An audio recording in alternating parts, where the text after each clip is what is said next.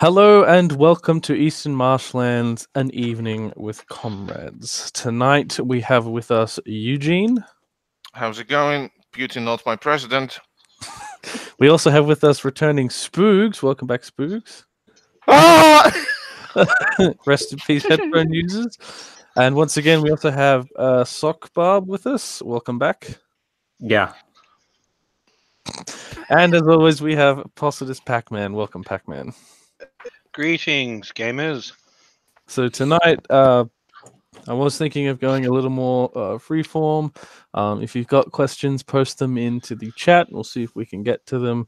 But first up, as always, lads, how are we? Collectivizing chicken. I said I'm doing great. I'm doing great. I've just finished eating a kebab. I'm really happy about it, and feel fully nutritioned, so to say, and ready to spew some hot takes because it had jalapenos in them. You gotta keep your energy up. You gotta stay fed. Gotta stay gotta keep that nutrition. Yes, thank you for supporting my nutritious diet, Bobby. That's a very traditional Belarusian meal that you've had. It is. It's very traditional. It's a Mexican kebab with jalapenos. Whoa. That fucking kebab is taking Belarusian jobs. Fucking. Kebabs are providing jobs because if you get a job, if you don't have a higher education, right, you have two ways to go with it. That's most of Belarus. What is actually we have a lot of higher education. It's tons of people, especially if you're in the city, right? We have, because it's just like in America. If you want to brew coffee in a coffee shop, you better have higher education. If not the kebab, yeah. What is the most proletarian meal? Snack pack. Halal snack pack? It's Lunchables. Lunchables.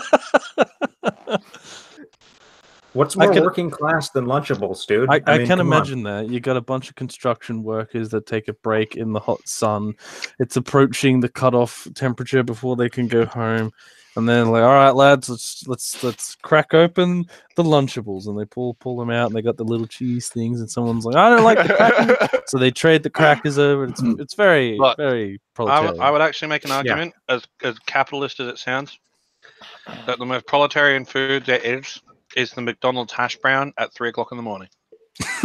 Well, I can attest that it's very, very good. Yes, I have done it. The only thing that is better than hash brown at 3 o'clock in the morning is double cheeseburger at 4. Yeah, I think they make Lunchables with those hash browns now. Oh my god! Damn, that's a true synthesis. In my opinion, the only proletarian food, the food that could be like completely like the proletarian food, is any kind of soup. Just soup.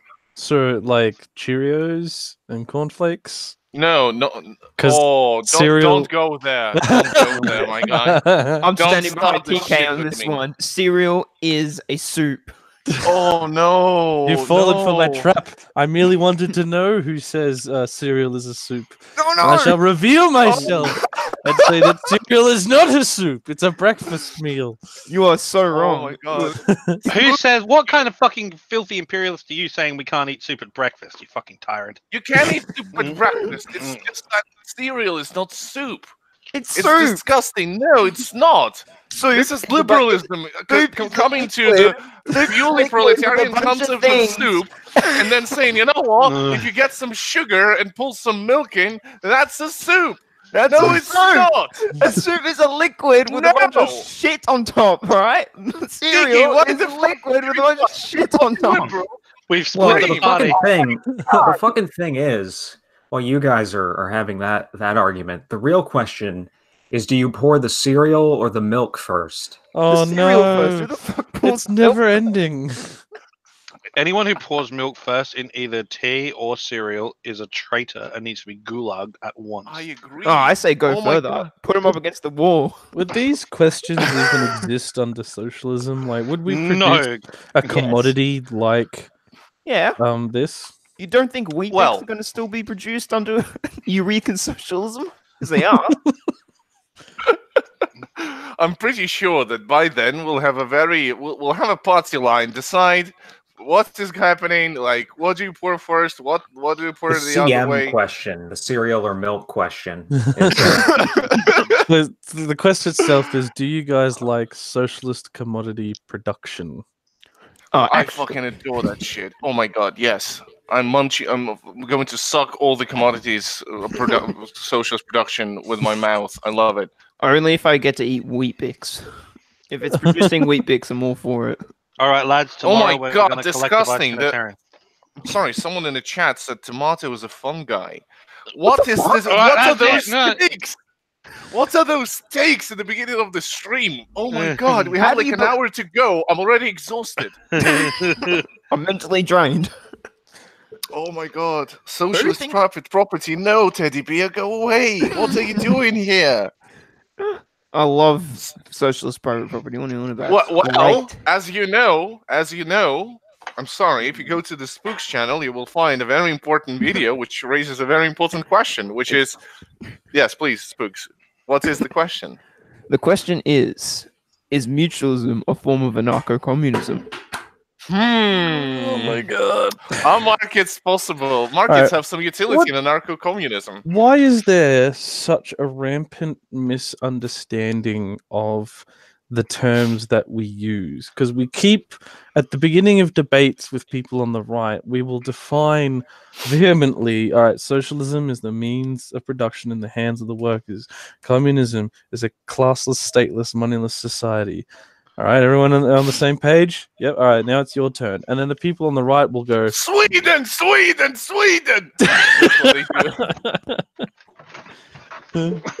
But yeah, people on the right will immediately abandon the definitions we give them and then suddenly start saying, like, okay, anything Stalin did was communism, which means it's bad and we shouldn't do it. Like why is that so rampant?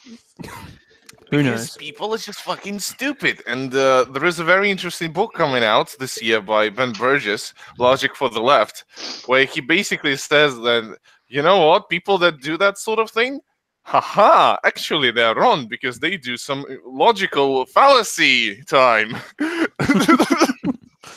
Which is amazing. Like, Ben Burgess is the dude who does facts more important than logic. Oh, wait, what am I saying? Facts and logic more important than your feelings guy that points fingers at the right, which is very, very good. Because it's literally a fallacious argument to say that Stalin is communism, therefore communism is bad. Like, it's very, very fallacious. And it's really easy to do that, publicly. And all those public debates just become... very stupid, because when those people are pressed for issues, when they're pressed for legitimate economic processes, they fall apart and they want to somehow divert the conversation to talk about Holodomor or how the average temperatures in Siberia in winter. This sounds like the kind of things Jordan Peterson is going to bring up with his debate with Zizek. Oh, let's talk about it. Oh my god. Is that still a thing? Wasn't that supposed to happen last year or some shit? No. It was announced basically the challenges and the hot takes were flying from one side to the other last year.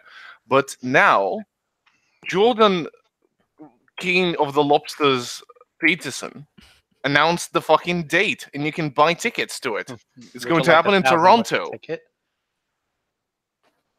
What was that, Pac-Man? They're like $1,000 a ticket, though. Jesus. Oh, you serious? Yeah. $1,000. I saw Jesus Christ. estimates that there was $1,000 Canadian for some tickets. I think that one little factoid itself kind of says a lot if you think about it. This does say a lot about this debate as a whole. Well, it says a lot about our society. Yeah, my God. It does seem like maybe April 19th. Yeah, is going to happen. Now here's the thing that gets me. I think that this debate is going to be 1 minute, precisely 1 minute. All Slavoj Žižek has to do is present his dialectical analysis of fist fucking, and that that Oh will my God, wrap yes. Jordan Peterson from the stage. He has no Well, I answer. just can't wait. I just can't wait for the porn parodies, to be honest. Well, yes. Jesus. First of all, second of all, I would like to point out the topic of the debate, which really, could go both ways on here. Really, it's called happiness, Marxism versus capitalism. Oh boy. Oh God. And But I'd like happiness to is entirely present to you. subjective. I'd like to present to you quote by Zizek about happiness. Happiness was never important. The problem is that we don't know what we really want. What makes us happy is not to get what we want, but to dream about it. Happiness is for opportunists. If I think that the only life of deep satisfaction is the life of eternal struggle, especially struggle with oneself, if you want to remain happy, just remain stupid. Authentic masters are never happy. Happiness is the category of slaves. Holy shit. Holy I'm crap. sorry, but that's the topic of the discussion. Imagine this fucking shit show of Peterson looking like, well, I know Zizek's works, right? I understand what he's talking about. But imagine you're a complete layman, right? That came to the show, wanted to see some real fucking dialectical fucking, Paid battle of ideas. $1,000 to be there. Yes. And you have two guys. One is saying, you better clean your room and it will make you happy a bit. And the other guy is saying, happiness is for opportunists. Happiness is the category of slaves. Don't be happy. Struggle. Want is the only thing that will make don't you be happy truly and authentic. fist fuck each other. Yes. And you're like, what the fuck is happening? Like, this guy is literally saying that happiness is bad. TK, I Zizek feel might as well lose that debate because of it, but he's too smart. He's too smart. He knows what it's all about, so it's going to be really interesting. TK, could you give us some insight into your thoughts on Zizek's dialectical analysis of fist fucking? Because I can't get my head around it, and I don't know. It's an exchange of power through an expression of dominance. Oh yeah, expression of power. Oh. Yeah, but not only that, but it's also an acceptance of power, because you gotta prepare yourself for the fist fucking itself.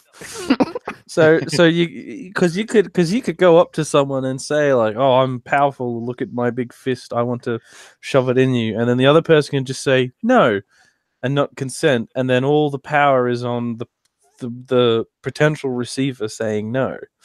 So really, the fist fucker is powerless in their attempt to show dominance, whereas the receiver is the one with all the power and the dominance because they allow it to happen. Fuck, that's a hot take. That's deep. Literally. Yeah. Like you throw that against Jordan Peterson, like he's fucked. Like there is nothing that he can do. You tell me I'm to just clean wondering my if they room use and wash gloves my for that or penis. not. What was that, Bobby? Sorry. I said I'm just wondering if they use gloves for that or not. I mean, What, fist fucking? yeah. That just seems Condoms unsanitary. are very, very stretchy, so you could just stretch it over your hand and arm and up to your shoulder. It's fine. Oh my god. Like this is proper dialectical advance. Because like think about it. Oh yes. I'm sorry. Firefox42 in the chat saying that the dialectics here are too strong. Yes. Well, you gotta understand. This is EML. fist fucking is This a is EML. collective effort. It takes two Yes. to tango, but you gotta have backup. When one guy's arm gets a little too tired, like, oh, my shoulder's so sore. So, don't worry, bro. I'll take over. Yeah, Exactly. like communal, like there could be entire societies built on fist fucking, like as an idea. Like seriously, like ancient Greek symposiums, like these are entire societies, secret societies built on anal sex with other men. How about this is just a natural dialectical advance. We are proceeding. Socialism has taken the great leap forward, as it were. I feel like we're not really helping the whole myth that we're just a bunch of degenerates. Well, are we not? but we're discussing the important issues here, Spooks. You don't understand. Marxist rhetoric is entirely about debating the trivial, and quote me. This is it. You think Marxists will fight about anything. Like literally anything. You think this is why Marx died? Like he saw into the future and saw this happening right now? And he in fact finished the 10 volumes of the dialectic, and then a portal opened, and a person from the future came back with a giant symbol of a fist going into a butthole.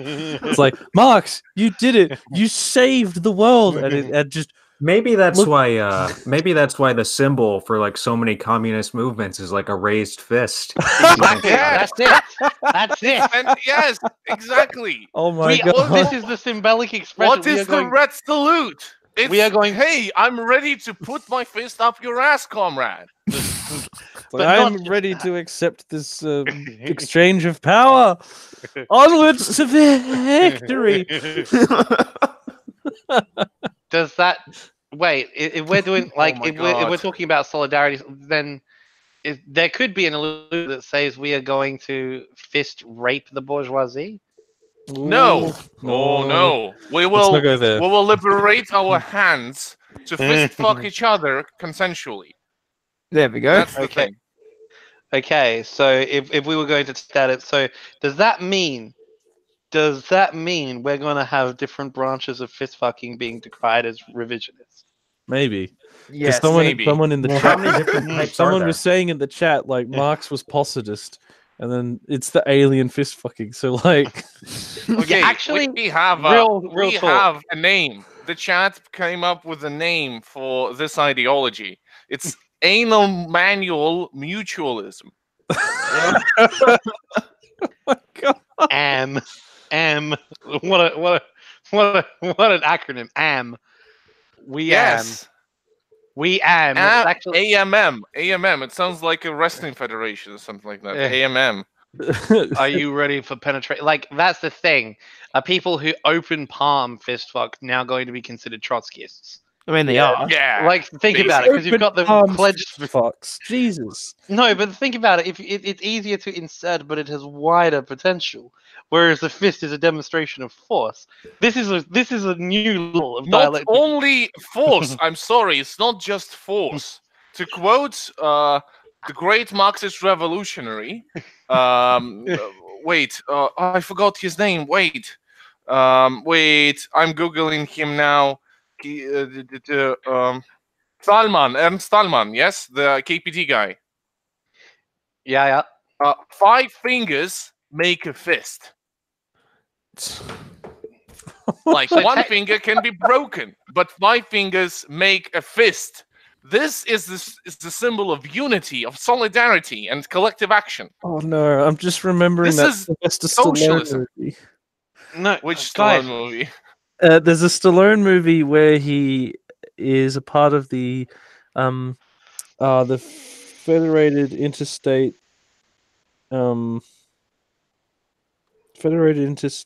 something of truckers.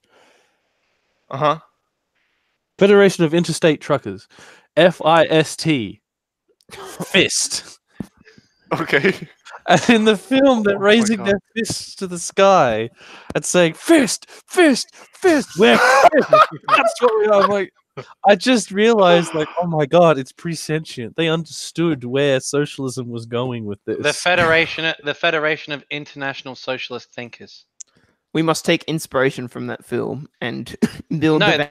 As I said, the Federation of International Socialist Thinkers. FIST. That's it. We formed our new idea. This is the 17th international right now. As you say, fists can't be split. So technically, this is the one form of Marxism that might actually work. Fisters, rise up. Oh Fist god, gang. have you ever Fist seen gang hours. Have you ever seen a stream crash this fucking hard? Don't forget, we also have a radical feminist caucus, the Fistus Sisters. Like it's all done. It's Oh perfect. god, everything's covered. We got it all. In fact, Exactly. we should just skip ahead and form the 69th International. Oh, Oh. 69, Alisto, like- very good name. Alisto, Nice. thank you for that in the chat. Jesus. Jesus Christ! Like what happened? Like this is the quality content you subscribe for. Like this is right. This is what it is. How do we go to a workplace with a massive fist as on our flag and say, "Quick, we need you guys to unionize. We can help you. We're fist." Frisk Joglush in the chat just said "posodomism," and I am fucking adopting that as my official ideology as of now. Posodomism. Oh, sodomism, amazing! Oh my god.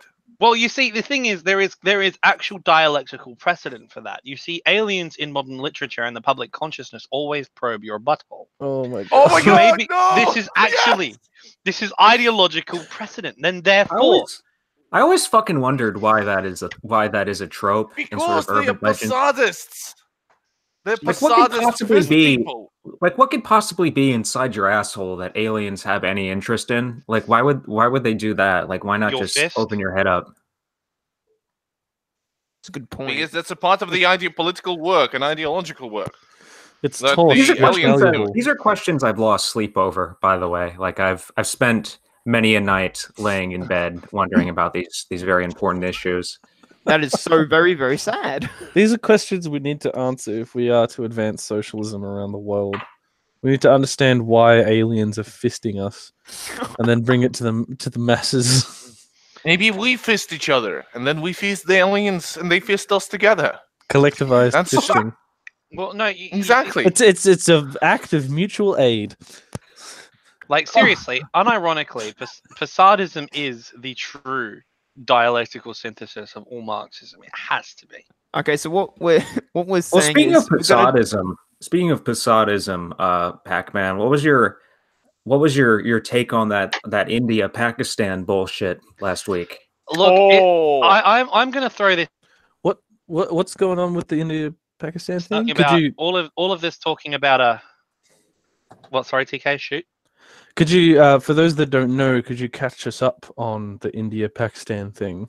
Well, basically, I'll just talk about Kashmir just for people who don't know about that. When India gained its independence from the Anglos in 1947, I think the Anglos didn't do a really good job. They just kind of did it haphazardly, and a lot of people died. And basically, India and Pakistan have competing claims for this little patch of dirt called Kashmir. It's just stupid third world ethnic bullshit, basically. And Pakistan and India, they've been fighting wars about it on and off since at least the 50s, and they both have nukes.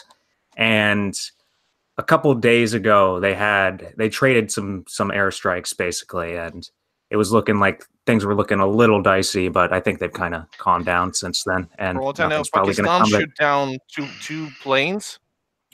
Or Or one plane, Indian plane, there was a and then dogfight between Indian and Pakistani aircraft, and apparently the Indians are using old MiGs, and the Pakistanis are using F-16s.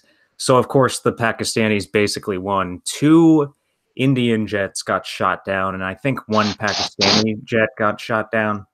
And they actually captured the pilot of one of the destroyed Indian jets. He parachuted, and they took him over to command or whatever. Apparently they treated him pretty well. There were videos and they let about him go. it. I think they let Yeah. him go. He's home now. The whole thing it's basically blown over by now. Okay. But what was Pac-Man's take on it? Did you want? Well, I can talk about aerial combat, seeing as that is my biggest hobby, number one, which is a weird hobby to have, I know, but aerial combat is my biggest hobby. regularly get into dogfights. Well, simulated dogfights on IL-2 Stamovik Battle of Stalingrad and Digital Combat Simulator, but yes, I do, actually. I've won Could you tell us a bit about that? It's an interesting hobby to have. Okay, so first off, in terms of what my feelings are, it's a good thing that we are having this conversation about fist fucking because I needed some release because you have no idea how blue my balls have been the past couple of days. I've been waiting for it. Like I've been waiting. I was waiting for that big red button because a full nuclear exchange between India and Pakistan would be just. I mean, most of my coworkers would be upset, but personally, the dialectic I think would inevitably advance. Mm-hmm. Now. What Barbie said is kind of true. The Indians went at them with Sukhoi 30 Mark 1s and MiG-21 jets, so old Soviet jets, yeah. What makes it really confusing is that the Pakistanis went after them with JF-17s, which are, well, they are, put it bluntly, they are fucking Chinese rip-offs of F-16s. I read said F-16s, which is like the most recent U.S. Air Force kind of like mainstay model, from what I understand. Like an F-16 is pretty well advanced of like MiGs. Yeah, that's what I read. They said it was F-16s. I don't know if that's true or not. Apparently, it's definitely superior. It's definitely superior to the MiG-21 because the MiG-21 was first deployed in the 1960s. That's what they used in like Vietnam and shit. That's what the North Vietnamese used. Yes, the MiG-21, correct. Now, I believe the Indian Air Force's MiG-21s are a really modern variant, though, because the MiG-21 is very successful in terms of Soviet designs, purely because it has been modernized so many times. Like the Chinese have a model of the MiG-21 still in service called like the Chengdu J-21 or something. Like it's a really fucking advanced version of the MiG-21 that's still flying in service today, and it has literally got all the internal avionics of modern aircraft, like modern missiles, modern gear. Like they've literally been refitting these airframes for over 50 years. It's a very Soviet way of doing things. It's a very common theme with Soviet toys, if you will, like AK-47s, PKs. Like I don't know shit about jets, but I know like a fuck ton about small arms. Basically, I can talk for fucking hours about Soviet small arms if you want, but that might make an interesting episode of this actually. But maybe another day. Yeah, it would be something I'd be happy to jump on Bolshevik Bistro. The point is that like Soviet weapons just don't fucking break. They don't. Like they're very durable. It's insane. The MiG-21, or at least they did after the 50s. In like some of the earlier periods, some of their shit was when they were still working out kinks. Some stuff was a bit dicey, like some of those older pre-T-34 type tanks and like the SVT-38. I mean, I know I'm not to cut you off again, but yeah. It's interesting because it's funny. The aircraft that was scrambled to fight off the Pakistanis, they scrambled Sukhoi 30 fighter jets, which are in many ways superior to the F-16, as it's the Russian equivalent of the F-15, like a serious multi-role, long-range, heavily armed fighter. Carries R-77 missiles, which are sexy missiles. But ironically enough, it wasn't one of them. As George Carlin pointed out 20 years ago, right after the first Gulf War, missiles do kind of look like dicks. They have a similar... they do, yes, they do. Indeed. So if it kicks off in India and Pakistan, they're going to be shooting dicks at one another. Well, yes, in essence. But more to the point, what's genuinely interesting about this is it wasn't one of the modern Indian fighters that shot down the Pakistani F-16. It was one of the MiG-21s, which is kind of fucking hilarious, if I'm honest. Because it's just kind of funny you hear America especially talk about their superior equipment and their superior weapons and tactics, and really the truth of the matter is it's more of a case of superior organization and battle space control. Because of the way modern warfare works, missiles and shit are actually like make weapon delivery platforms relative. Like if you like one of the ideas, and I know this is a bit of a tangent, but one of the ideas the US military had, which I thought was a great idea, was to have something like a B-1 bomber, like a big bomber, right, with a shit ton of radar and guidance systems and avionics systems on board, and then have your stealthy Raptors not actually have any weapons on board at all, like completely stealth with passive radar only. But they use their passive radar to set up a data link with the bomber, and the bomber just carries something like 60 to 80 air-to-air missiles. And so when you're confronted with an enemy formation of aircraft, you've got one aircraft that's firing the missiles, and all the others are stealthy, and they're just hidden, and they're just painting the targets with radar.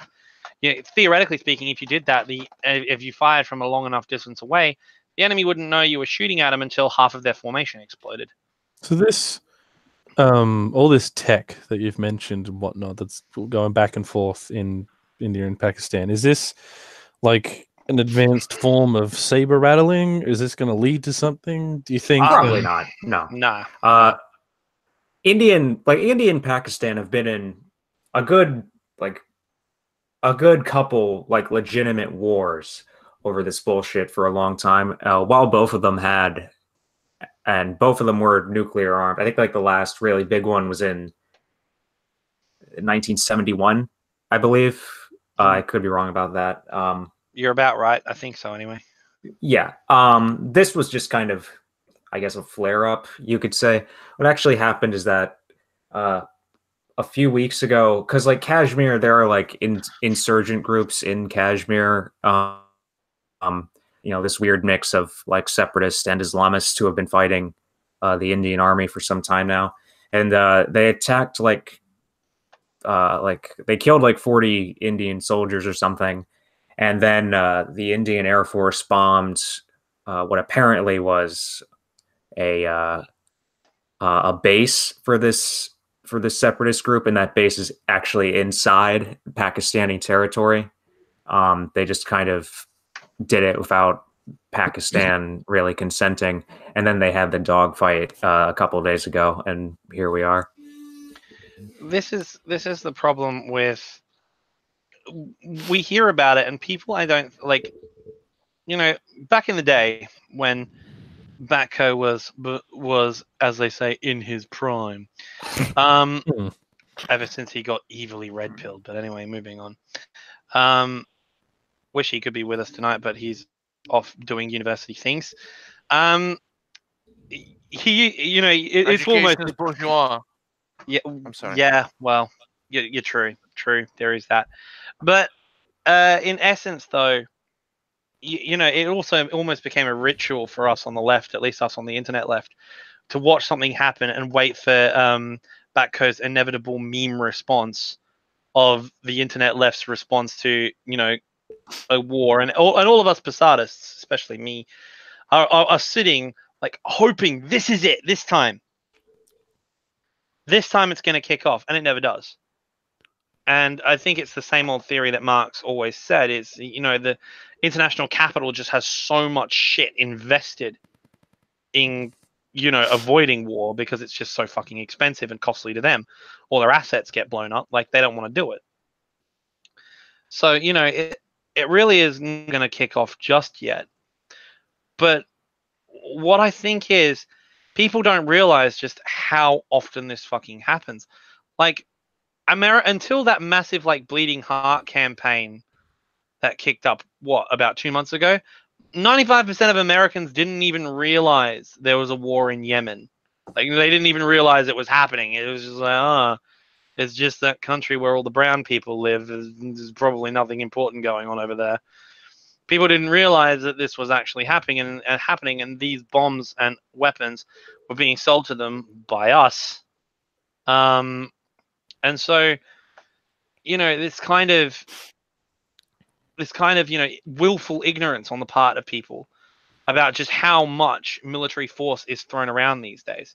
Like, every time a massive problem erupts, like the big news story, everyone makes a big deal out of it. But Israel, for example, just to beat a dead horse even more, Israel consistently and often launches airstrikes on its neighbors to prevent their nuclear weapons programs, to prevent their ability to, properly present a threat. Like they attack openly.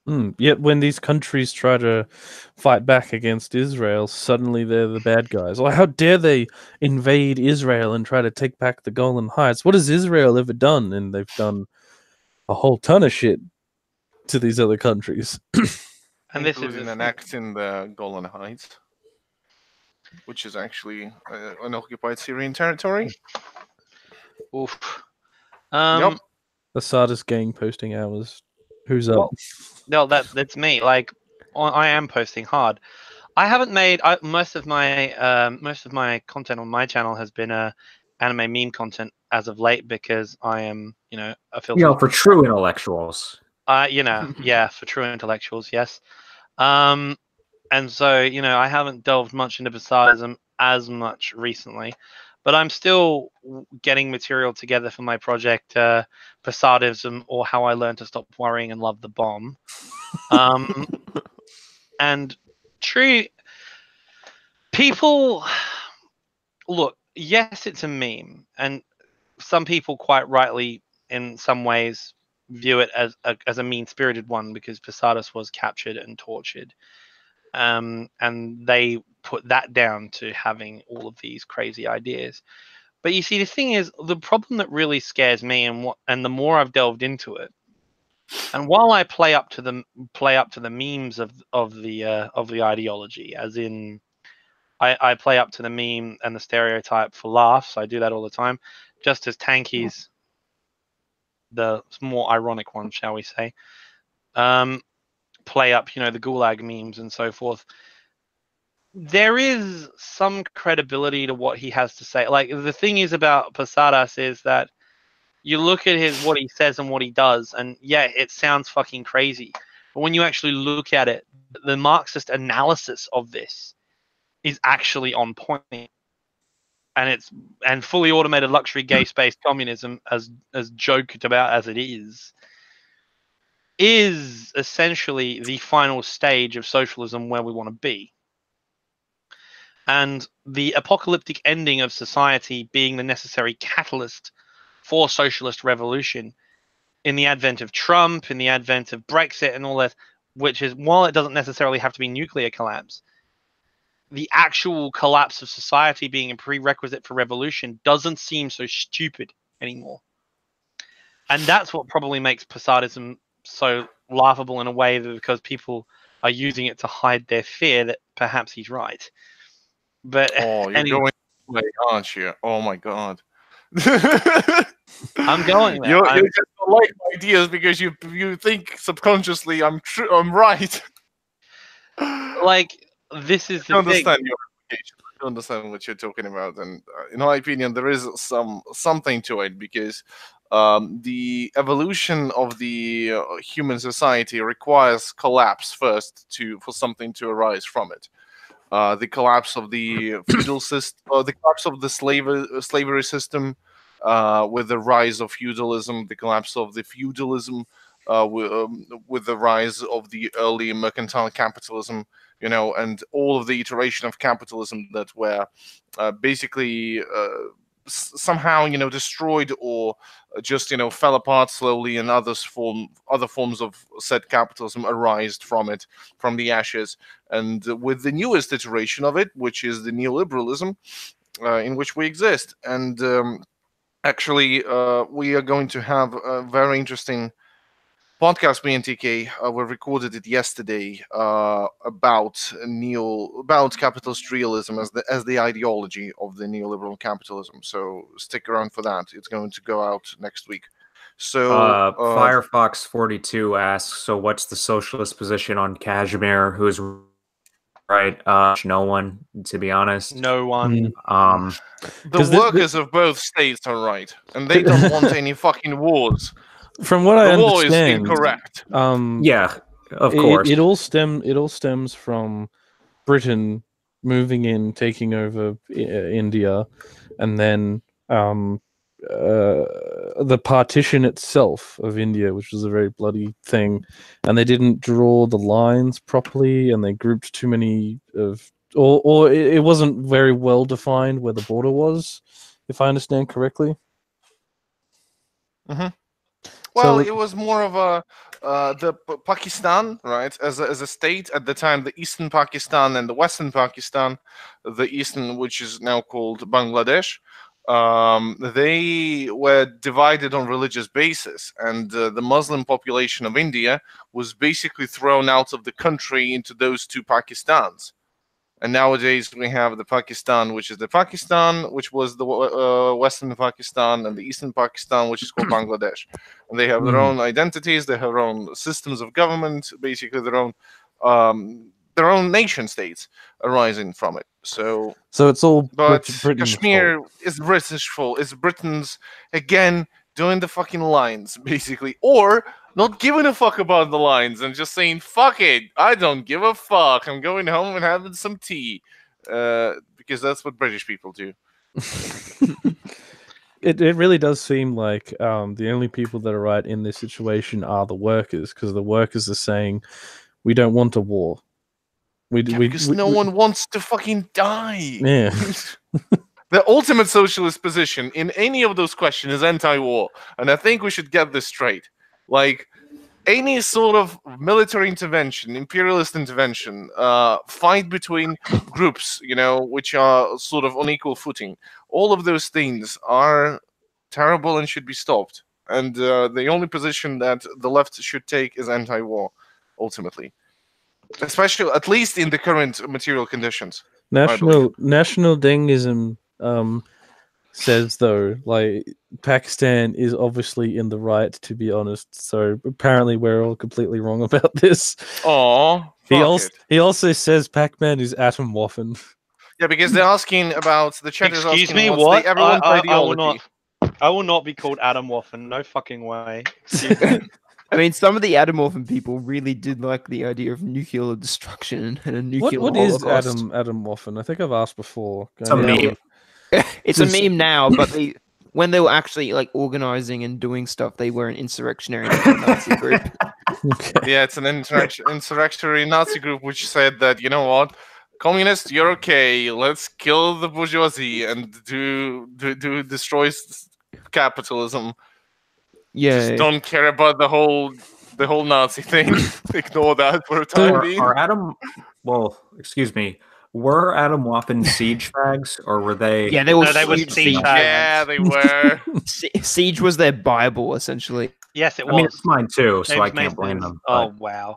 Yes. The Siege book was the The Siege book. The Siege book was the basis of Atomwaffen's entire ideology. Like James Mason was like a huge. They did go- influence. What is the Siege book? Siege by James. Oh, you fuck, missed don't know the what whole Siege- You don't know thing. Siege Oh, by no. James Mason? I'm out of the loop on this thing. Can't believe you don't know about the legendary book Siege by James Mason. I think I will explain very, very quickly what the book is about. So James Mason was the leader of a Nazi party in America, and he was like, you know what? Here's the thing: the capitalism is bad, and to do the glorious fascist state and kill all the Jews, let's literally kill all the pigs, which are the bankers and the business owners and the Jews. So. What you do, you organize in small groups of like 5 to 10, like around 5 people each, and then you do individual terrorism against the state and the capitalist and the capitalist state. And the final purpose of it was to create so much chaos that the fascism will arise from it.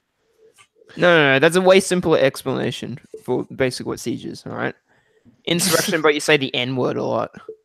Oh my Okay. I'm fucking sorry. God. I missed that part. Yes, you understood that. Basically just like this fucking retard who told Nazis to do like Baader Meinhof or like Boston bombing style terrorism, and like eventually that would make an ethno state, which is of course fucking stupid, and it became a meme basically. It's a bit more Oh than my that. God. The point was to create chaos essentially, and out of that chaos, they could form and take different areas and slowly but surely establish their late ethno-state. Like a Maoist people. Sorry, I needed to cough. So we've talked a bit about like meme ideologies on the left and right. How are meme ideologies just funny, or can they be detrimental or even dangerous? Well, it depends on the ideology. Well, I could tell you that if we talk about fascism, right? Any fascist ideologies, when they become memes, that's halfway to destroy them, in my opinion.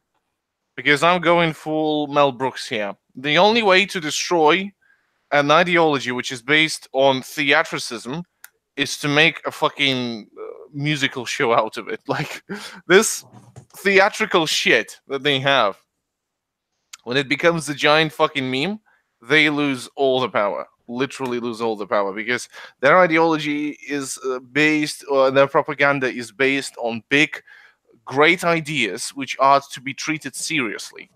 You know, you can make jokes about socialism, right? And and about Stalin and about Possadism. It's all fun, right? But when you start making jokes about, like, I don't know, the concept of whiteness, right? Mm-hmm.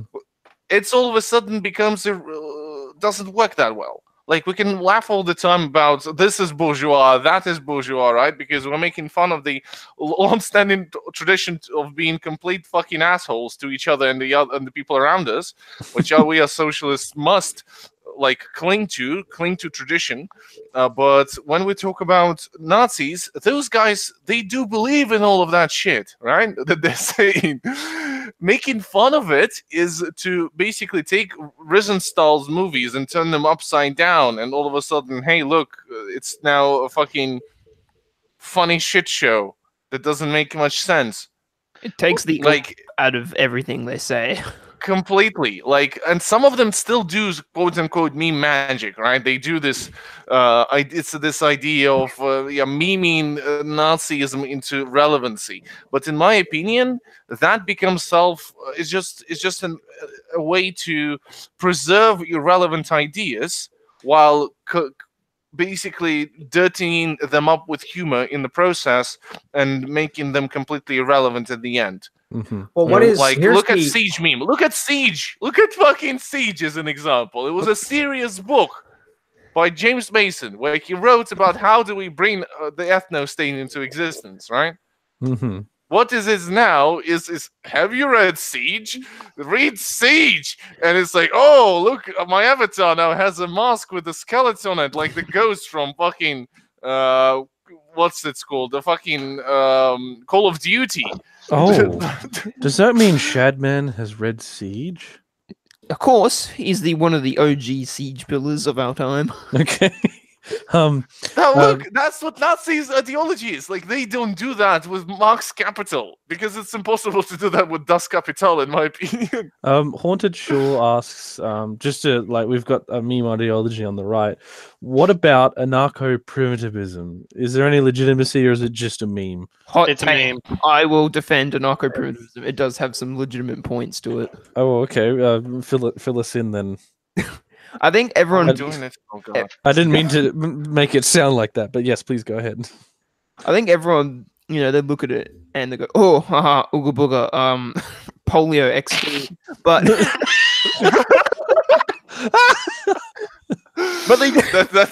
I'm not gonna lie. It is very funny, very very funny, but I think their points about civilization and the keep it maintained, even so-called what fuck? You cut out for a second there. Oh, sorry. Can you repeat then? About their points on civilization specifically. Their points on civilization about how it's extremely destructive, and it destroys ecosystems to take stuff out of it to keep it running, to keep the gears oiled, as it were. Even quote unquote green civilizations that use solar power and all that, they still have to go and mine shit. They still have to destroy large sections and dig, fucking huge holes in them and take out rare minerals and all that. And, you can't just, fucking minerals and all that and metals don't last forever. So eventually, even if you could, stop, global warming by not using coal, it would still collapse once all that shit runs out. Have you I read? think that's a really, interesting point. Have you read Industrial Society and Its Future? I'm reading it. I'm up to the shitty part where he tries to criticize leftists. Oh god! I side story. I was on my way to a Nerf event, and it was Sunday morning. There was no traffic, and for some reason, I was hitting every single red light, and it was making me late, and I got really fucking angry. And when I got there, there was a couple people there, and I get off my bike, and I just scream at the top of my lungs, "Ted Kaczynski was right!" The Industrial Revolution and its consequences have been a disaster for the human race. Nah, man, I just don't like red traffic lights. Like, Jesus, there's no traffic, and I'm sitting there like, "Ugh." But I think... Actually, there is an interesting thing about traffic lights from Ted. Really? He had a take on the traffic lights question? He did have a take on it. Have you ever been, like, driving, and you stop at a red light, but there's no one around, there's no one coming, like, it's just, it's just you, but you still stop for that red light for no good reason other than you're just sort of programmed to do it now. No, it's because you are Yanks.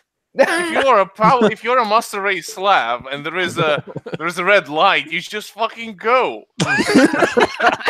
And you know what? Red is green. There are some, and if you don't, you betcha there will be like 5 cars behind you, even if you're in a fucking city, right? And they're like, "Hey," and they start beeping at you because like there's fucking no one. Just make a right turn, whatever. Like, let's do this. Here's the thing, social pressure to break the law, because that's why you're all slaves, in your minds, and you must liberate yourself and embrace yourself. Start fist fucking each other.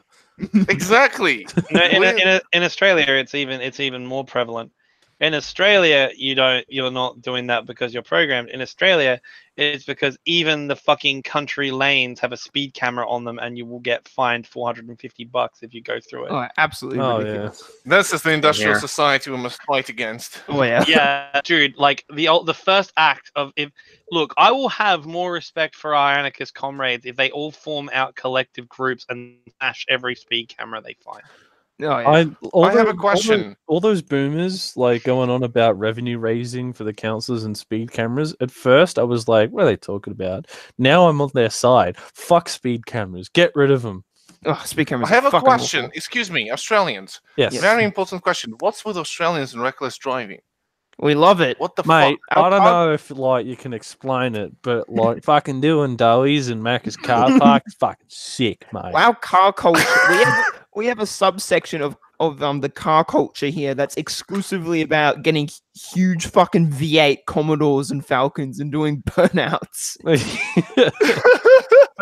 have burnout events. Look it up on YouTube. Australian burnout event. I think there is this innate thing where traffic signs and speed cameras, they're just suggestions, and we know like we can go what's a random town, let's say Castlemaine. Castlemaine. Like, you can get from Castlemaine to Melbourne in 45 minutes safely. It's just if you try, you get the highway patrol pulling you over and giving you a fine.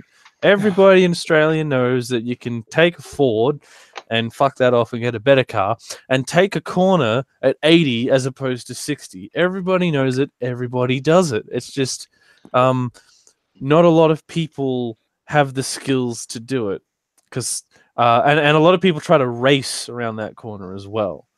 It is a tradition. It's a traditional thing in Australia and I think the US as well to get your first car, the cheapest chips, like spend maybe $500, $1,000, take it out into the bush or the forest, and just push it off a cliff. just to see what happens. It's a cultural traditional thing, and it's also a slight bit of rebellion against the man as well, because it's like, oh yeah, I ran a red light and no one caught me. Fuck yeah, I'm fighting the system. They're not spreading any class consciousness, but it's a little. And you literally perpetuated the system by like buying a car and then fucking throwing it into the off the cliff. Yeah, it's like, hey, I'm doing commodity fetishism because I hate commodity fetishism. Yeah, Fuck yeah! it's called bush bashing. You take a piece of shit car and go out into the bush and see how many trees you can run over. Oh my god! What's the Eureka socialist take on car culture in Australia? It's really fucking based. Okay. I will say openly that my first car was a V6 Holden Commodore. Very proud of you, mate. That was my first car. It had done 280,000 kilometers. Hell yeah. It had pretty much every single mechanical fault a car can have while being legally able to be sold. Hell yeah. It cost me $2,000. I ended up paying more in registration over the life of that car than I did actually for the car itself. Fuck me. Yeah. But it was a rusty shitbox held together by duct tape. But it was your rusty shitbox held together by duct tape. I will always have a huge soft spot for the Holden Commodore purely because it was my first car and I loved it. Can we take a moment of silence for the Holden Commodore because they stopped producing them? He said moment of silence, goddammit. Yeah. This counts. We're not starting again. No, I'm just I was doing taps, man. It served me fairly. It's a funny story. I got my new car and I had to go and trade in my old car, my Commodore. I was given $400 for it. Oh my god! More than what it was worth. Probably, yeah. I sold it. She was going to get sold for parts. You knew it. And I drove this thing. And I had realized that it probably had a fuel tank leak.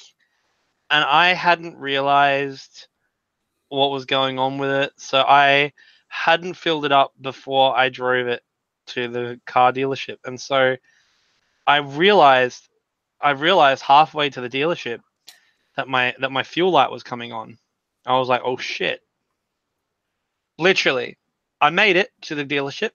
I made it, and the needle for the fuel tank was literally like 1/2 of a millimeter off the empty. Like it had no fuel in it. It had done I had just clocked over 300,000 Ks. You pull it into the place to trade in your car with fuel spewing out underneath of it. No, you gotta understand. Hey, have you guys ever seen? I assume that most of you good leftists would have seen the film The Blues Brothers, right? Oh yes. Yes, of course. Sadly my not. car No, is literally socialism or barbarism. Why? That's an anti-cop blues white people movie. Like it's amazing. I haven't seen many movies, to be honest. Oh my god, we should watch it together. In the street. I kid you not. We should watch Blues Brothers. Like, I know which state you're from. If you were from Chicago, I would be like ripping my hair out of my head and saying, "How could you fucking class traitor?" Like, it's so good. We should watch it together. What this dealer guy, right? Did he give you have you ever talked to him again? Because I mean, we've got someone bringing a piece of shit car, and you're asking money for it, and then as he's like, all right, I better pull this thing off to the side. Oh, it's empty. Oh, he gave me an empty fucking car, and then he tries to fill it up again, and it immediately empties again. I imagine he's just blacklisted you after that. Well, probably. Why did you mention Blues Brothers? The reason I mentioned Blues Brothers is because my car was literally like their car at the end of the fucking movie. like I got out of it and slammed the door, and it just goes like everything dies. Like my car was fucked. Like absolutely fucked. Like it was dead. Like my car was dead. Like actually dead. And I was like, you know what? It was that moment where I was like, I at that moment I had never loved an inanimate object more in my entire life, because I felt so bad, because I took a photo of her and I was sort of tapped her. I was like, see you later, because I had gone on road trips in that car, like fucking everywhere. Like the thing, if you want to know how fucked it was, the turbocharger in it wouldn't fire properly. What do you mean fire? You know, it wouldn't go. It would be like, if you hit the turbocharger, it doesn't go that. It went. The blow-off valve was fucked. Yeah, and here's the greatest part: the car didn't make the noise; it made the. Why? Because, ladies and gentlemen, I was driving a 6-cylinder Commodore with 5 cylinders. I love how when you made that sound, you actually started saying "why," as if the car itself was like, "Why must you do this to me? Why? Yeah, it was fucking like my car was absolutely trashed, and I adored that car. I really did adore that car, but it has probably been scrapped. It's dead now. Rest in peace. I think that really exemplifies 6 the minus 1 cylinder car. the car culture in Australia. It's not just a rite of passage for someone to get a car, but it's also very it's a collective thing, because you take your mates with you in your car on a road trip out to the Nullarbor to drink and punch emus to get revenge of the emu war. But you also you can definitely really see that mentality of taking your mates with when we used to produce muscle cars, our muscle cars always had 4 doors, back seats and shit. And if you compare that with the Americans, it's all just 2-door shit, and you can't take anyone. So you and one other person, but muscle cars here were for everyone. Yeah. I think as well, early on, if you got a car, you could more easily get a job as well. Because if you had a car and you knew someone who was like a carpenter and a painter, you could become an apprentice and drive yourself from job to job as well. So it was a very proletarian thing to have a car as well. Because you'd call a plumber and you're thinking, all right, they're going to rock up with a van and it's going to be pristine and clean back there. No, they rock up in a station wagon covered in duct tape and pipes and whatnot, and in the back it's just piles upon piles of tools, and they're like, right, let's fuck this puppy. And they fix the toilet right up. The fucking the Yellow Jackets thing in France is because the fucking gas prices are going up, and that fucks with people in rural areas who use their cars more. People who live in rural areas are completely dependent on their cars. It's fucked. Cameron Mustard is asking, are there any utopian socialists here? Well, I have huge respect for the digger movement during the English Civil War, but that's the only thing I'm supportive of in terms of utopian socialism. Does utopian socialism even exist anymore? I thought that. Well, that's died. the reason I support the diggers. I think common land shall return to the British Isles. It will all divide into 3 parts, and we'll manure one, and the second and the third part will be resting, and we'll be feeding everyone. I'm sorry. The Norman conquest of the British Isles was a huge mistake, just by the way. I agree. The Frenchies should stick to France, and the French Vikings should stick to whatever. I don't care. Cameron Mussad also asked earlier on, like, what are our ideologies? If we're okay mentioning them. Facadism. Okay, real talk. How about, I guess if I had to define my ideology, libertarian Marxism, that's my unironic ideology, with thermonuclear characteristics. Probably. Okay. That would be my unironic ideology. Is that a politically correct way of saying Passadist? No, well, because That's see, the the thing is, easy way. no, but maybe, but like, National okay. National Dingism just said, "You're the only socialist here. The rest of us are here just for the fist fucking." Well, the truth is, it's like I'm a libertarian Marxist because I'm a big fan of Rosa. I'm a big fan of the main man Marx himself, as such. And I have a lot of respect for authoritarian Marxists as well, but like I just think that the whole gulagging and shooting everybody thing it's not for me personally. It's not a good look. Fair enough. But Fair like enough. I'm almost there. Like if I'm like I get tankier per the amount of alcohol consumption I've had. Because I get Don't we all? when I get angrier, the angrier I get, the more tanky I get. But when I calm down, I'm like, you can hate the state as much as you want, as long as you don't fuck with anyone else. So I'm like, yeah, that's cool. But capitalists get the guillotine.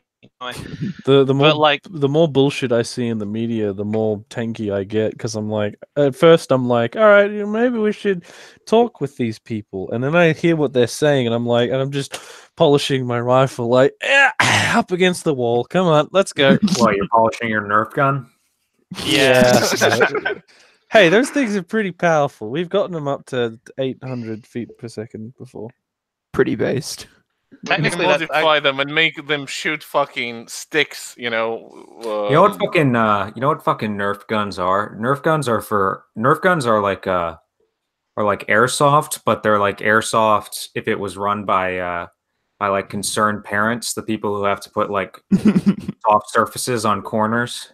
So that's Australia, basically, isn't it? All right. What it basically is the mechanisms inside the Nerf blasters are actually quite large and easier to work with, which makes modding and stepping into modding a lot easier. The first like mods going around where I live was the removal of the air restrictors and then putting in stronger springs and then metal catches and whatnot, and then later on, we realized that you could do shell integrations and whatnot. You can't do any of this with airsoft. Airsoft is very, you buy this, that's what you get. Whereas with Nerf, but you can actually kind of hurt people with airsoft guns, though, and that's the appeal to me. You could do it with Nerf ones. Not really. Yeah.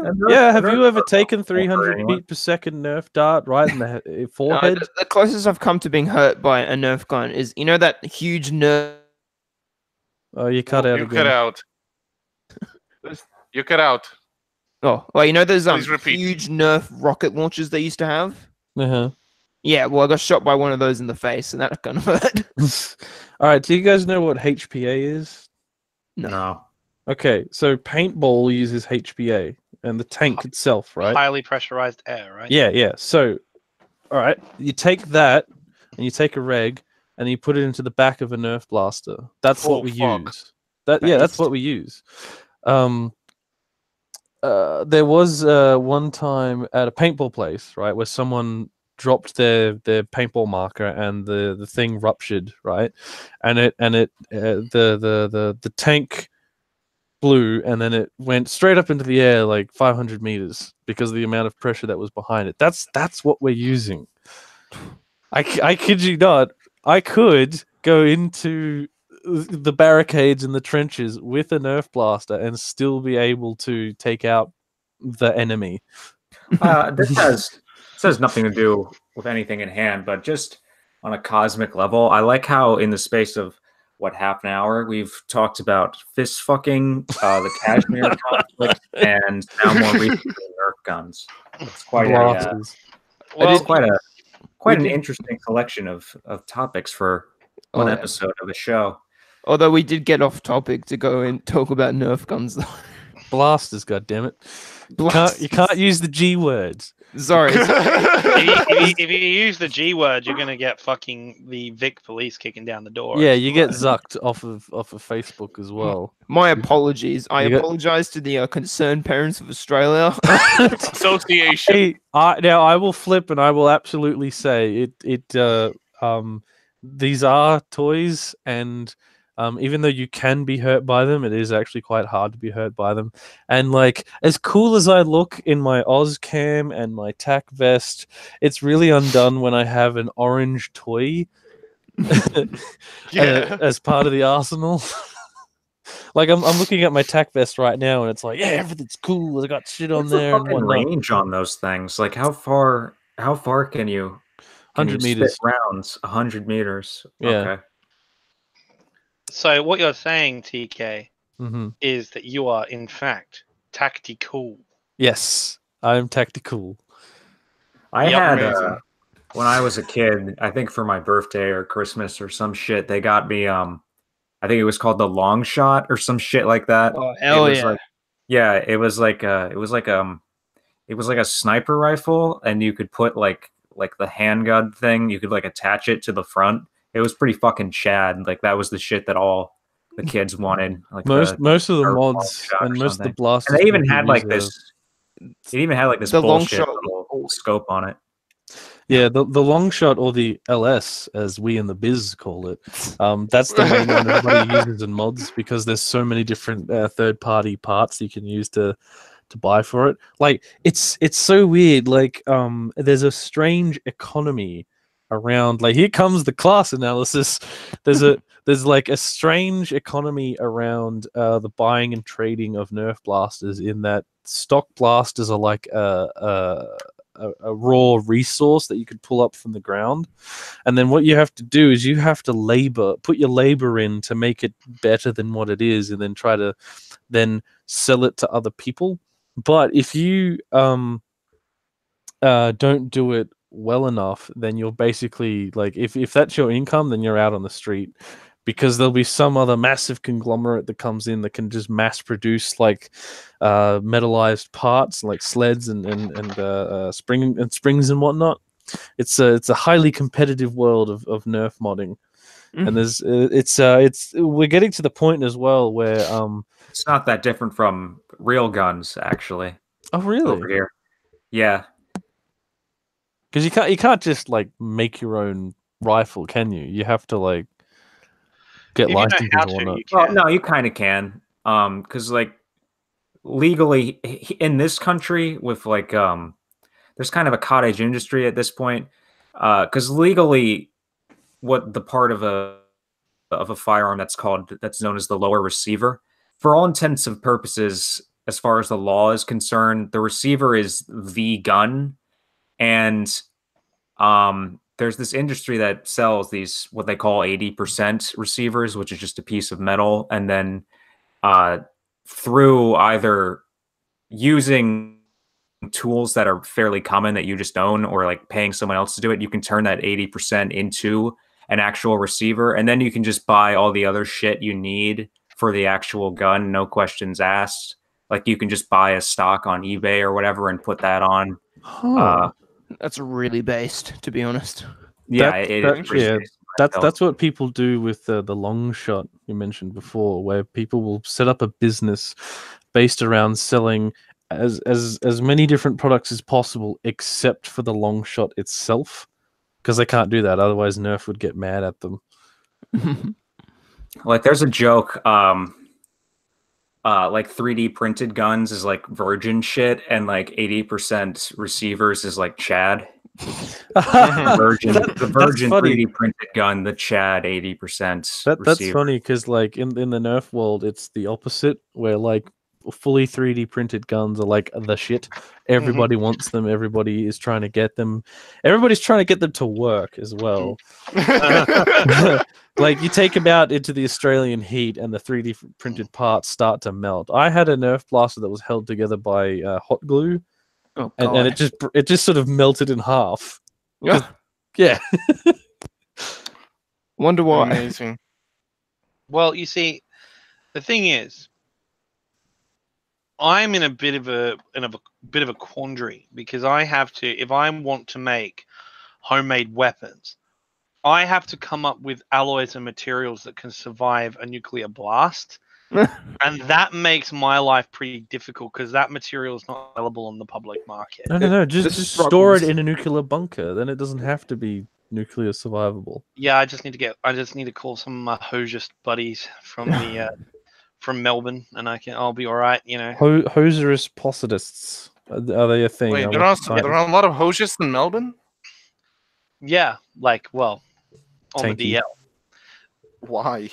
tankies. There are lots of tankies in Melbourne for some reason. I don't know. I There's a lot of thought, I tankies thought and a Melbourne lot of- was full of anarchists.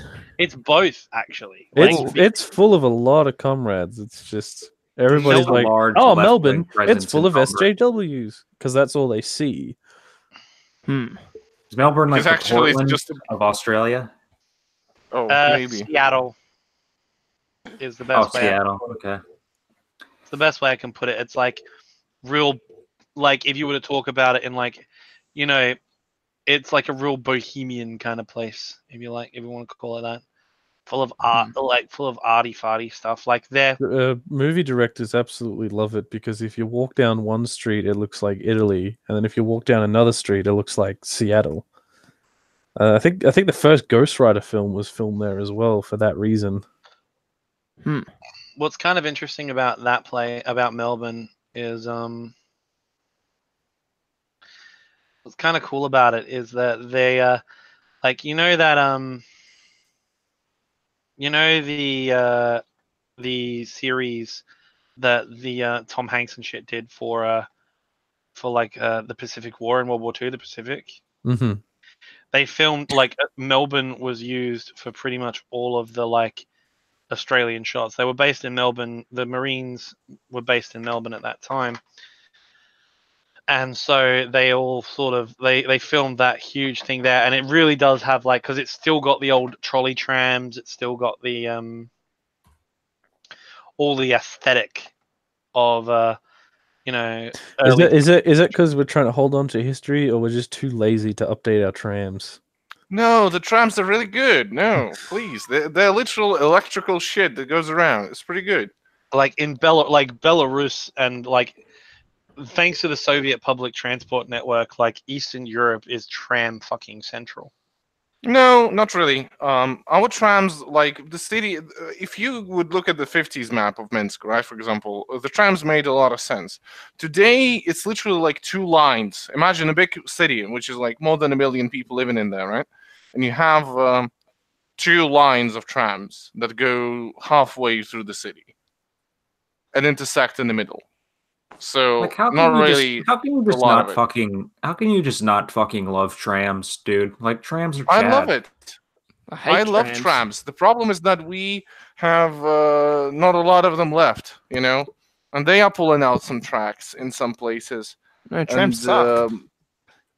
Trams are really good, but we have a better public transport, which is a trolley bus. Oh, it's kind of the same thing. No, because it's like a bus. It's a tram, but it runs on the road, which Hmm. means you Yeah, invented it can go a bus. around. It's electrical, you know? There is the whole Elon Musk thing. Oh, electrical buses are here to save the ecology. Excuse me, but trolley buses existed like for so fucking long. All you have to do is that pull some green energy into them, right? And all of a sudden you have green transport. Wow. And you also don't throw them away like they did in America when GM fucking petitioned and another conglomerates, you know, wanted to get them off the streets to get the cars everywhere, right? And the buses everywhere. Like, oh my fucking god, because trolley buses are really good. They are perfect. But people seem to forget about it because Elon Musk and other, you know, crazy fucking Tesla Tesla boomers. Tesla boomers like want to invent a fucking bicycle which runs on, I don't know, on poop. And oh look, that's a green bicycle all of a sudden. I think it'd be a bicycle brown before that bicycle was if it's green. running on Now poop. it just stinks. The brown bicycle. Yeah. All hail Elon's brown bicycle. We're at about an hour and 18 minutes. Are we thinking we want to Now wrap we've been up? talking for over an hour, and we haven't talked about basically anything that we said we would before we started recording. Yeah. That's No, just I- normal. We had a Yeah. fun discussion. We could go on if you want to. Because Wasn't I'm willing. fucking like Russia's trying to annex Belarus or some stupid shit? Oh yeah. Oh yeah. Fill us in, Eugene. What's this annexation thing? So, I believe in in like 93 or 97, somewhere in the 90s, we signed a nice little paper with Russian, and we created a thing which is called a union state. You can Google that. So basically, a union state is our state with Russia together. You know, we are. It's called a supranational union, but it's basically just two of us. So they wanted to create a confederation of our two countries. Yes, it's the 2nd of April, 97, and to unite, you know, and do the union thing. Well, it sort of failed because we started to do all of this sort of stuff, just tried to, you know, make some sort of agreements, and Lukashenko doesn't want to lose Belarus. He doesn't want to lose power, right? The ruling classes of Belarus would fucking love it, right? Because they would have better access to to Eastern markets and to Russia. They would love to be Russian, you know, oligarchs and not Belarusian oligarchs. But for the most part, we just sort of stalled the process. Then the whole thing with the Eurasian Economic Union came up, you know, and like we sort of started doing that. And it sort of was going on, and then I thought for a minute that that's it. You know, we're not going to do that anymore. We'll go the European Union way of unification, of talking a lot about it and never doing anything. And from the recent news, it looks like I was right. We're talking a lot about some bullshit, not really doing much. Yeah, so, the article you linked in the Discord or over Discord was saying something about a roadblock in the negotiations. Is there like some point of contention, or are they just lazy and have let to me stop? just say that Putin really wants to get some land because that's what he likes from the looks of it. They like to fucking expand. Lukashenko is like, well, you know, sovereignty and independence are actually two different things, right? And what basically he said is that, oh, you know what? I'm ready. He said, I'm ready to go. Like, we can do it tomorrow, right? Like, hell yeah, let's do this. But our people, Belarusian people and Russian people, may not be ready for that just yet. They may not be ready just yet. And we should like wait a bit, right? We should wait until the people are ready to be fucking unified. So basically, how I see the whole situation is Lukashenko went full esoteric, came up all of a sudden, started saying that independence and sovereignty are two different things. He said that there are no independent countries in the world because globalism and interdependency, that means no one is independent. Fun fact, Australia is not an independent country. America isn't as well. What the fuck are you talking about, Lukashenko? And then he said that sovereignty, and defined as the Australia's not an independent country because it doesn't exist. Like, Australia is not real, so how could it be independent if it's not real? That's a completely different discussion, Bobby, and I can sort of agree with you on this one, but let's move on. Basically, the argument is sovereignty is this sort of, you know, a right of a state over land. You know? And what Lukashenko is saying is that we should retain sovereignty.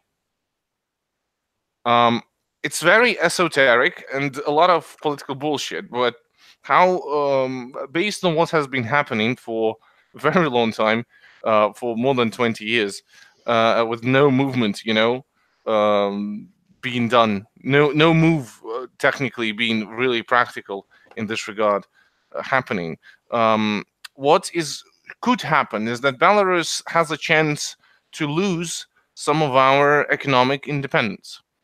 That could be, for example, the loss of the national currency, which would affect us terribly in the long run, but would be a very, very big indicator for like political purposes for Lukashenko, you know, and to say, hey, so look, we're like integrating. It's like the pro-EU liberals, but for the other side, basically. Yeah, sort of. in the opposite But direction. yeah, but you know what? Integration with EU would be far better than integration with Russia What to some extent, what's the in my socialist opinion. take on the EU though? Oh, EU don't start that. EU That's a lot of shit there. That's a lot EU of shit is there. it's fucking gay. The EU. Well, what's Matey. about the Varoufakis and the people around him? Like, they are pro-EU leftists, you know? That's the thing. Yeah, that's but it's still there. My ass. Like, would I think that for the working class of Belarus, is it a good thing for the workers of Belarus? No, it's not. Definitely not. Because we will get fucked by them. Would I think that the unity with Russia is a good thing for the working class of Belarus? It is awful. Awful, because not for the reasons that the people I usually hear people saying, you know, in the streets, that are the basic content, like, agreement is that Russians are too different from us culturally and we shouldn't be with them, right? Blah blah blah, which is a rather idealist, you know, argument. I don't really enjoy it. My argument is that we'll get economically fucked by them. We'll just like completely fucked. Because we will have the Russian money come in, and the Russian money will try to take over. All of a sudden, half of Belarus is going to leave the homes to go to work in Moscow. A similar thing would happen if you did the thing with the European Union, right? Where a third of the Lithuanian population left the country to work, you know, and all of a sudden Dublin became one of the biggest Lithuanian cities in the world, compared to Lithuanian cities, you know, even because it all of a sudden became, there's so many fucking Lithuanians everywhere. And the similar thing would happen to Belarus if we joined both sides. We would join both sides, you know, if it is Russia or European Union, because the salaries wouldn't adapt as fast, right? Because if you join the thing, the wages in the East would be bigger. Therefore, we will be incentivized to go there because of our high quality technical education. Well, like for example, our workers have a very good reputation in the East and the West. We like are known as hardworking. You know, we have hardworking plumbers, hardworking electricians, and engineers. So, what would happen is that people just would leave. What would that mean for Belarus as a region of Russia? Would mean that we will fucking suck ass, and our budget will plummet because of lack of taxes, etc., etc. So that would be awful for Belarus. That would be awful for Belarusian workers. That would mean, to some extent, you could even say, the end of any possibility for the sort of rebirth of Belarusian identity, even, you know, because now we politically are not independent from Russians, and the Russian imperialism will continue, because I must say that it's ongoing. The imperialism for Russians is ongoing. It's mostly economic, where they buy out very important key industries, the Russian businesses, oligarchs, and the Russian state. And for example, the oil transit company, or the gas transit company that we have in Belarus, is half of it belongs to Gazprom now. So, and it's a lot of revenue for us. It used to be. We have tons and tons of issues, and the Russians will be very, very quick to privatize what is left of our industry, which will basically accelerate the process of deterioration that we are going through right now. So it's going to be very, very bad, in my opinion. But thankfully, Lukashenko doesn't really want that. And what is going to do is going to solve. Gang. Yeah, like Lukashenko is not going to do that, at least yet. When he will be pressed in terms of money, he will. That's the whole thing. When pressed for money and budget, he will jump the ship and sell us out because he doesn't care. Because his bourgeois oligarch friends will tell him, yeah, you know what, just like jump the ship and let's live comfortably until our lives with all the money we've managed to steal by now. Because he stole a lot of money. That reminds me. I know we've been going for a while, but that description of what based Chairman Lukashenko, what you're predicting he's going to do, that reminds me of something I said on Twitter about Vuvuzuela like the whole thing going down there. That's more or less what I predicted Maduro is going to do. Like, I think basically because I do not think there's going to be any kind of war in Venezuela. Because if there's a war in Venezuela, then like there'll be like a fuck ton of Venezuelan refugees, and like Colombia and Brazil and all those South American countries don't want that.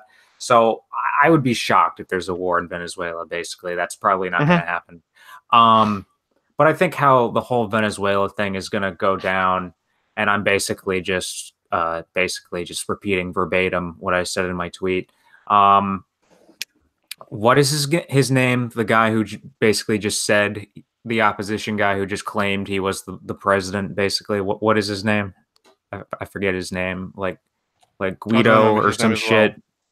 Like, yeah, I think his name was like, yeah, it was something similar to Guido. Guido is going to say that, I'm sorry, Guido's faction and like Maduro are going to have like a make-up moment. Like Guido's going to join, Guaido, thank you, Kawhi can't say. Guaido's going to end up joining the Venezuelan government. And then he'll join the Venezuelan government, but Maduro will still be president, basically. Like when Maduro realizes that he gains nothing from playing anti-imperialism, he'll start playing Guido. I'm sorry, it's just so funny. Guido. I'm sorry. Go on. Yeah, he's going to join the Venezuelan government, but Maduro is still going to be the president, basically, and they're going to do stupid neoliberal bullshit. Like they'll make it like a big thing about it. They'll say like it's a new stage in the Bolivarian Revolution or some shit like that. And like the tankies afterwards will have to explain how all of this is somehow still socialism. But that's how I see this playing out.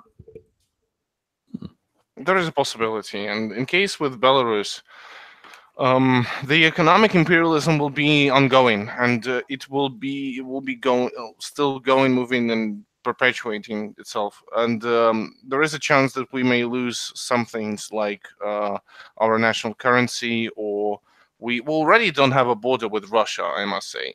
So and our military airspace is unified. So we are basically Russians have taken over our skies.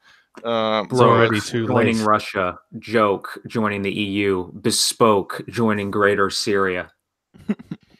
Well, I would 100% support. Like my dream state, right, for Belarus is the Intermarum restored as a socialist federation of Baltic states, except the Estonians, because they get to join the Scandinavians.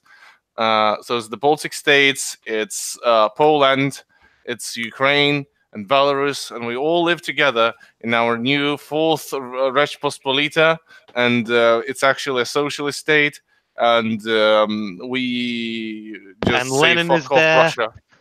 And Lenin is there. He's resurrected. Yes, and it's just all sunshine and happiness, and fuck off Russians and Germans, fuck off as well, and it's just perfect. Yeah, it's literally Warsaw Pact, but without the Russians. Yes, it's perfect. Alrighty, we're at an hour and 32. Do you guys want to wrap up now, or? These newts, exactly. My dream state is the socialist Polish-Lithuanian Commonwealth. Yes, please. Yes, that's exactly what I'm saying. The Rzeczpospolita shall be restored from sea to the sea. Ukraine is there. Crimea is back. What's up? And then we just do socialism together. Poland has all the industrial capacity. We get to have potatoes. Perfect. How can you have a Polish-Lithuanian Commonwealth when Poland doesn't exist? It's West Belarus. Oh, I will. No, I'm sorry. I can't do this. We must unite with the Polish brothers. I know they were dicks to us for a very long time, and the parts that Stalin liberated during after the Molotov-Ribbentrop Pact, those were Belarusian lands that were colonized by literal military officers of the Polish army, and they were liberated, and Belarus was reunited again. But I'm sorry, we will have to join the Polish brothers. Ukraine does exist. Stop with your historical revisionisms, you fucking cultural Marxists. Eastern Europe is just West Prussia. Chat, no. Okay, they just want to do greater Belarus now. Oh my god. All right, I'm gonna have to. Oh my god. I'm sorry to be the one to do it, but I'm gonna have to call it. Are there any last words from anybody before we sign off? Only that you need to understand Posadism is the socialism for the 21st century. Okay. Bobby, any last messages, announcements? No.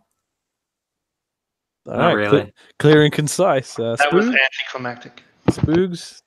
The industrial civilization, the industrial revolution, its consequences have been a disaster for the human race. Okay. Okay. Eugene, anything before we sign off? Any announcements? Yes, I'm going to quote National Dengism from the chat. Roman Empire, Byzantine, Russian Empire, Soviet Union, Belarus.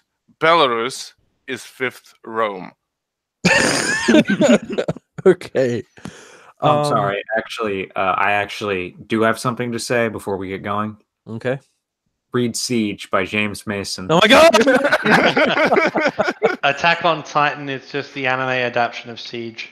Oh my Prove me wrong. god. All right. I want to thank everybody in the chat for joining us and for sending us your questions. I especially want to thank Eugene, Spoog, Sockbarb, and Posters Pac-Man. I've been your host, TK Jones. Don't forget to like and subscribe. Yeah. Don't forget to like and subscribe, and to also check out the Discord as well, where we might be hanging out after the show. So thank you all, and good night. Dugin was correct when he